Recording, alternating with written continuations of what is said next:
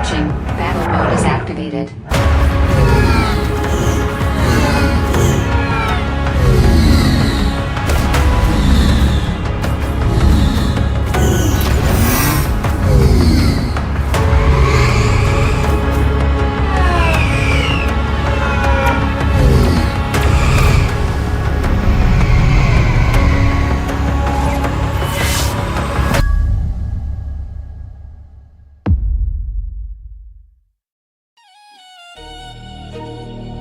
Merhaba arkadaşlar, videoya hoş geldiniz.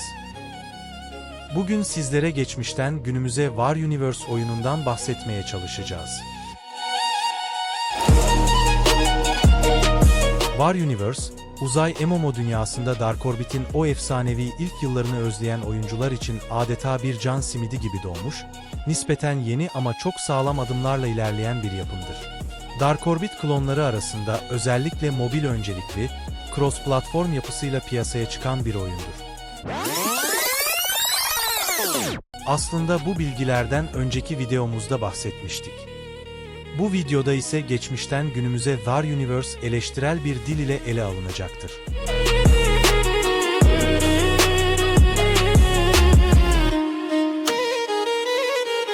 Önceki videomuzda bir izleyicimiz, oyunun çıkış tarihini hatalı ifade ettiğimizi belirtti. Arkadaşımızın söylediğine göre oyunun kapalı test geçmişi 2017 yılına kadar uzanıyormuş.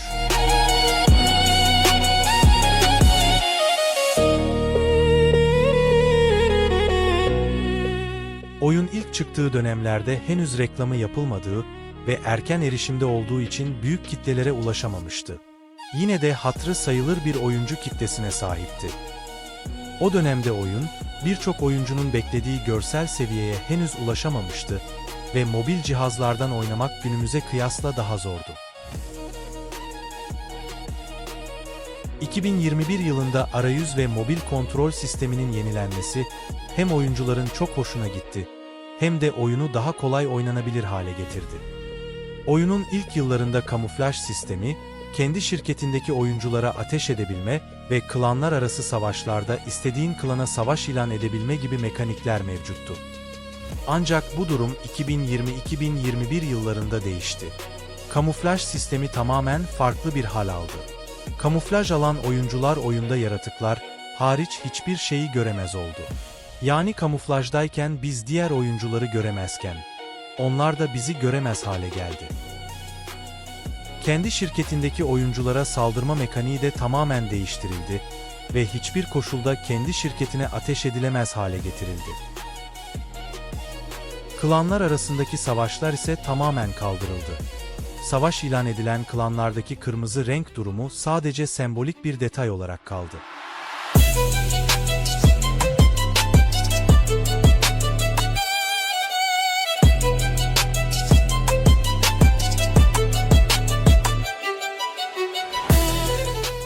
...2022 yılında oyunun birçok platformda reklam vermesi, oyuncu sayısında büyük bir artış sağladı.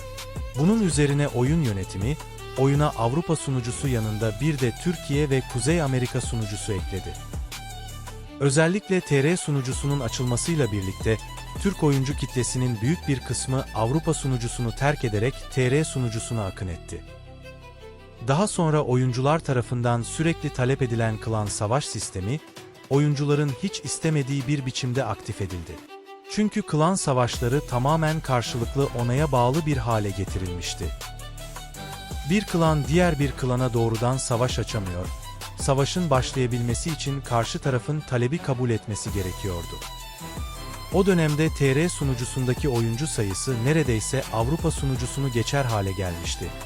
Ancak bu durum çok da uzun sürmedi. Çünkü TR sunucusunda iç savaş dışında neredeyse hiç savaş dönmüyor.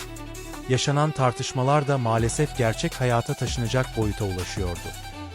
Ayrıca oyun içinde rakip şirketlerle savaşmak isteyen oyuncular, maalesef haritada savaşacak adam bulamaz hale gelmişti.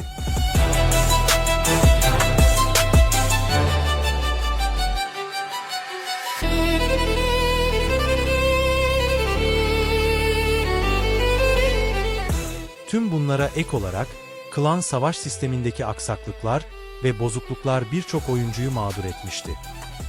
Bu durum karşısında bazı oyuncular, oyundaki pek çok klanı ve oyuncuyu arkasına alarak bir Discord sunucusu kurdu ve oyunun Google Play Store'daki puanını 4 seviyesinden aşağıya kadar düşürdü. Bunun üzerine yöneticiler oyuncularla görüşüp bazı sözler verdiler. Fakat verdikleri sözleri tutmadılar. Bu durum, oyuncu sayısındaki düşüşü tetikleyen ana etkenlerden biri oldu.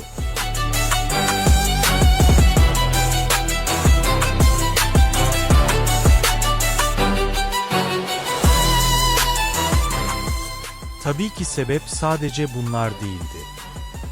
2023 yılında oyuncuların yoğun talepleri üzerine oyuna LG4 lazerini getirdiler ve bu dönemde oyuncu sayısında yeniden büyük bir artış yaşandı. Ancak sonrasında söz verilen Ar-Ge sistemi, yeni kapılar ve yeni haritalar bir türlü gelmedi. Yönetim bu güncellemeleri beceremediklerini dile getirerek oyunculardan özür diledi.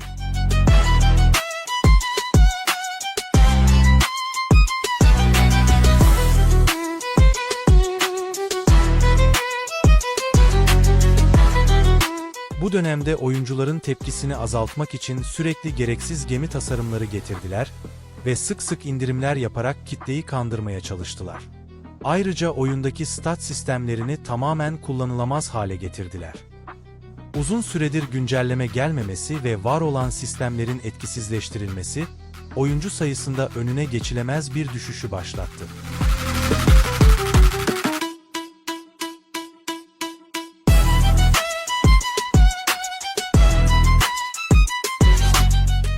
...2026 yılının Mayıs ayına gelindiğinde ise War Universe'e benzer bir oyun olan Red Galaxy'nin yanı sıra, daha öncesinde piyasaya sürülen Space Access, War Orbit ve son zamanlarda piyasaya sürülen Event Horizon gibi yapımlar, War Universe'ün oyuncu sayısında çok daha büyük bir çöküş yaşanmasına sebep oldu. Son zamanlarda oyuncuları tekrar çekebilmek adına stat sistemini pek de profesyonel olmayan bir şekilde geri getirdiler. Üstelik indirim kampanyaları sunmaya da devam ediyorlar.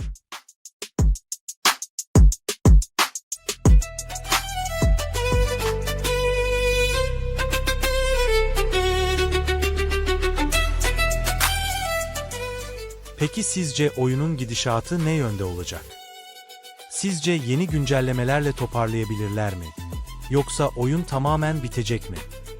Eğer kayda değer bir yenilik gelirse oyuncular tekrar geri döner mi? Bu konudaki fikirlerinizi yorumlarda paylaşmayı unutmayın. Videoyu izlediğiniz için teşekkür ederim. Bu tarz içeriklerin devamı ve güncel gelişmelerden haberdar olmak için kanala abone olmayı ve videoyu beğenmeyi unutmayın. Bir sonraki videoda görüşmek üzere, hoşça kalın.